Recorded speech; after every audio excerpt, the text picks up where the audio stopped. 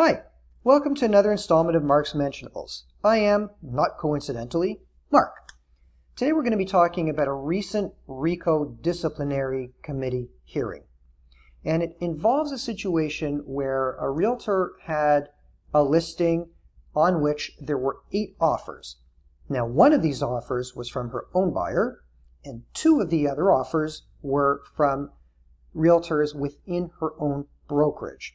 So out of the 8, 3 of them were from her own brokerage, 1 of them was her own, and the other 5 were from outside brokerages.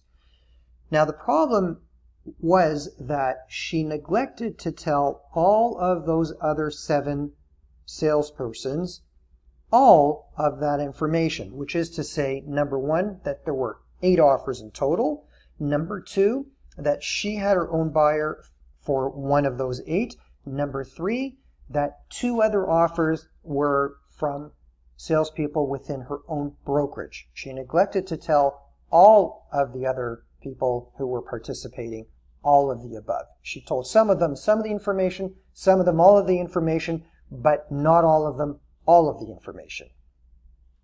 And it goes deeper than that, because she had an arrangement with her sellers whereby if they would accept her buyer's offer, she was going to reduce her commission.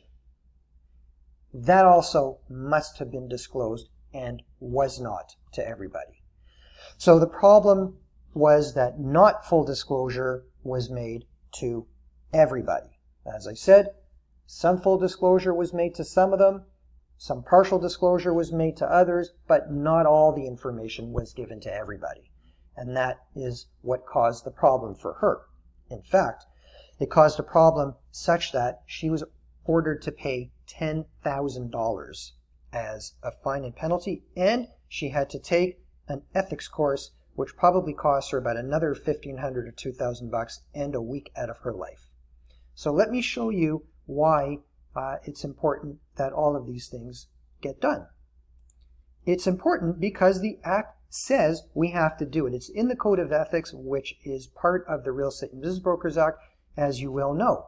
And these are the sections that were violated. There's this one here. It's Section 3. It's fairness, honesty, and integrity. And really what it has to do with, this is like a catch-all. They kind of get you, you do anything wrong, they're going to throw you under the bus for this one here, number 3, because it includes pretty much everything. You should treat every person that the registrant deals with in the course of a trade in real estate fairly, honestly, and with integrity. And because it says in the Act that you have to make all these disclosures, that she was in violation of that. There's also nature of relationships. It's Section 17. If a registrant represents or provides services to more than one buyer or seller in respect of the same trade in real estate, the registrant shall, in writing at the earliest practical opportunity and before any offer is made, inform all buyers and sellers involved in that trade of the nature of the registrant's relationship to each buyer and seller. And what that really has to do with is the fact that if you have a listing and you have a buyer, before your buyer signs the offer, of course, you've got to get consent for multiple representation on the confirmation of cooperation representation. If your buyer's a customer, you still need them to acknowledge that this is your listing. And then when you go take the offer to your seller, of course, the confirmation of cooperation representation gets presented first. You get their consent for multiple representation on that, or get them to acknowledge at least that you've got a customer. But it also extends to everybody else who is bringing an offer on that property. You've got to let them know in writing. Now, number 25, Section 25. This relates to agreements relating to commission. So if you've got a seller as a client and an agreement between the brokerage and the seller contains terms that relate to a commission or other remuneration, and that may affect whether an offer to buy is accepted, the brokerage shall disclose the existence of and the details of those terms to any person who makes a written offer to buy at the earliest practicable opportunity and before any offer is accepted. All right, so you've got to let everybody else know the details of any remuneration agreement that you have between your buyer and your seller, or with your seller, such that if they accept your buyer's offer, you're going to reduce your commission. You must disclose to everybody else in writing that you have this arrangement. Now, as far as the details go, if you're reducing your commission, let's say from 6% to 5%, you don't have to disclose that you're reducing from 6 to 5 because it's nobody else's business and it's anti-competitive for you to have to disclose how much you're starting at, but you do have to let them know you're reducing 1% because it's obviously going to affect your seller's net, making your offer more favorable than everybody else's, assuming everybody else's is the same offer. All right. Now, consequently, if you've got, let's say, 5 competing offers and one of those cooperating agents wants to reduce their commission, again, you have to let everybody else know that one of your competitors is reducing her commission by X%. All right, so it's up to you how you want to handle that in terms of allowing that or not. Now, number 26.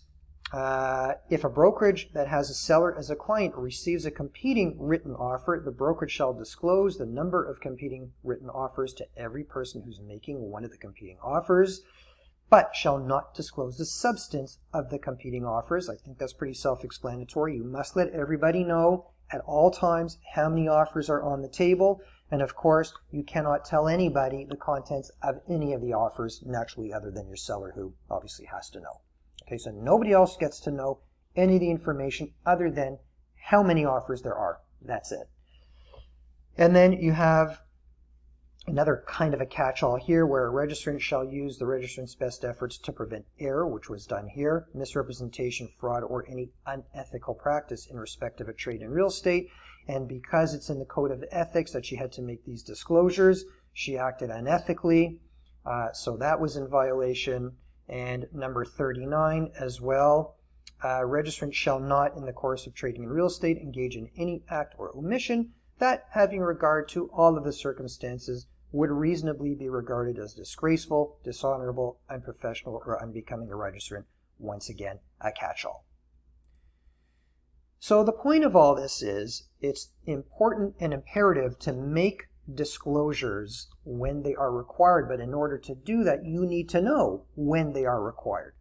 So in that regard, if you have any questions at all about what needs to be disclosed and when and how, you know where to get me. I'm happy if you give me a call. My objective here is to make it so you are not having to come up with 10 grand plus the cost of an ethics course and a week in class learning about all this stuff when you can get it here for free. All right. Until next time, ciao.